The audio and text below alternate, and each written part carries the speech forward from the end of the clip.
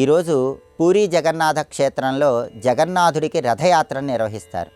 ఈ సందర్భంగా పూరీ జగన్నాథ స్వామికి జ్యోతిష శాస్త్రానికి వాస్తు శాస్త్రానికి ఉన్న అవినాభావ సంబంధం ఏంటో, పూరీ జగన్నాథుడి అనుగ్రహం కోసం గృహంలో శ్రీకృష్ణ పరమాత్మకు సమర్పించాల్సిన నైవేద్యాలేంటో నేటి శుభం లాభం అనే శీర్షికను పరిశీలిద్దాం. ప్రధానంగా ఈరోజు పూరీ క్షేత్రంలో జగన్నాథ స్వామి వారికి అంగరంగ వైభవంగా రథయాత్రను నిర్వహిస్తారు. పూరీ జగన్నాథ స్వామికి నవగ్రహాలకు అద్భుతమైన అవినాభావ సంబంధం ఉంది. పూరీ జగన్నాథ రూపంలో ఆయన నేత్రాలు ప్రధానంగా 3 వృత్తాలుగా 3 రంగుల్లో ప్రకాశిస్తూ ఉంటాయి. ఎరుపు రంగు, తెలుపు రంగు, నలుపు రంగు, ఇలా 3 రంగులతో ఉన్న వృత్తాలతో పూరీ జగన్నాథ స్వామి వారి దారు విగ్రహంలో ఆయన ప్రకాశిస్తూ ఉంటాడు. ఆయన నేత్రాలలో ఉన్నటువంటి ఎరుపు రంగు, తెలుపు రంగు సూర్యశక్తికి చంద్రశక్తికి సంకేతం.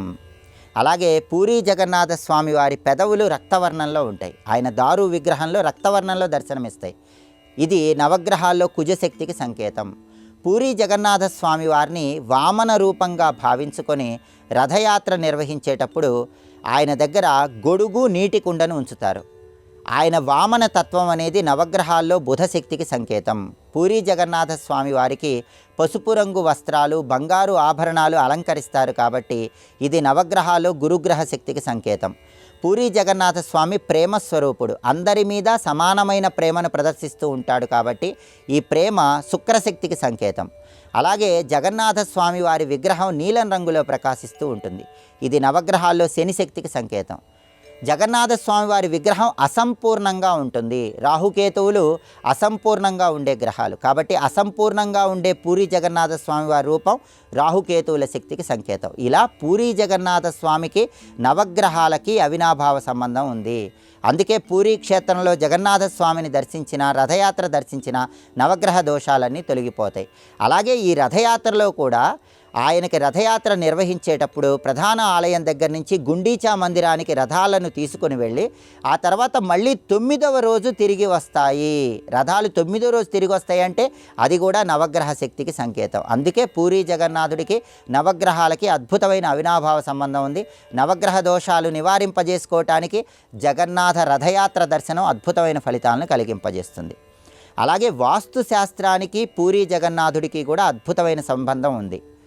పూరీ క్షేత్రంలో ఆగ్నేయంలో అతిపెద్ద వంటశాల ఉంది. భారతదేశంలోనే అతిపెద్ద వంటశాల పూరీ క్షేత్రంలో ఆగ్నేయంలో ఉంది కాబట్టి భారతదేశానికి ఉన్నటువంటి వాస్తు దోషాలు తొలగింపజేసే శక్తి పూరీ క్షేత్రంలో ఆగ్నేయంలో ఉన్న వంటశాలకు ఉంది. ఇలా జ్యోతిష శాస్త్రపరంగా వాస్తు శాస్త్రపరంగా పూరీ జగన్నాథుడికి అద్భుతమైన ప్రాధాన్యత ఉంది. పూరీ క్షేత్రంలో జగన్నాథుడికి ప్రధానంగా 3 రకాలైనటువంటి నైవేద్యాలు సమర్పిస్తారు. అంటే ప్రతిరోజు కూడా 6 సమయాల్లో ప్రత్యేకమైన నైవేద్యాలు సమర్పిస్తూ ఉంటారు. కానీ ప్రధాన నైవేద్యాలలో మొట్టమొదటిది సంకుడి మహాప్రసాదం, రెండవది సుఖిల, మూడవది నిర్మాల్య మోక్షం లేదా కైవల్య మోక్షం. మొట్టమొదటిదైనటువంటి సంకుడి మహాప్రసాదంలో అన్నంలో నెయ్యి వేసి, ఇంగువ, జీలకర్ర వేసి, ఉప్పు వేసి స్వామివారికి సమర్పిస్తారు.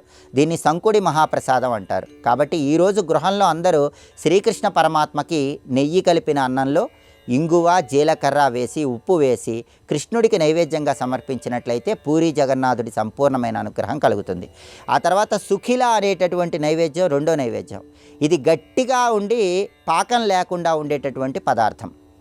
పాకం లేకుండా గట్టిగా ఉండే పదార్థాలు ఈరోజు కృష్ణుడికి నైవేద్యంగా సమర్పించాలి. మూడో నైవేద్యం నిర్మాల్య మోక్షం, దీన్నే కైవల్య మోక్షం అంటారు. పూరీ క్షేత్రంలో ఈ నైవేద్యాన్ని మనం స్వీకరించి ఎవరికైనా అంత్యకాలంలో శరీరం విడిచిపెట్టేటప్పుడు ఆ నైవేద్యాన్ని వాళ్ళకి ఇచ్చినట్లయితే మోక్షప్రాప్తిని సిద్ధింపజేసుకోవచ్చని స్థల పురాణం మనకు తెలియజేస్తోంది. ఇలా ప్రత్యేకమైన నైవేద్యాలు పూరీ క్షేత్రంలో జగన్నాథుడికి సమర్పిస్తారు కాబట్టి ఈ నైవేద్యాలు గృహంలో సమర్పిస్తే కూడా చాలా మంచిది.